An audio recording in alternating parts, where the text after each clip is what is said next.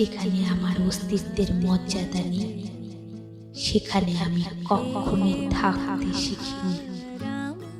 যে ভালোবাসা নিজেকেই দিতে পারি না, তা অন্যের কাছ থেকে আশা করব কিভাবে? তাই আমি বেছে নিয়েছি নিজেকে ভালোবাসার পথ। যেখানে আমি থাকব, সেখানে আমার মূল্য থাকবে, আমার আত্মসম্মান থাকবে। মানুষের স্বীকৃতি সুন্দর, কিন্তু নিজের কাছে নিজের গুরুত্বই সবচেয়ে মূল্যবান। যখন নিজেকে সত্যিকারের ভালোবাসতে শিখবেন, তখন বুঝবেন আপনার অস্তিত্ব কারোর অনুমোদনের অপেক্ষায় নয়, বরং আপনি নিজেই আপনার জন্য যথেষ্ট।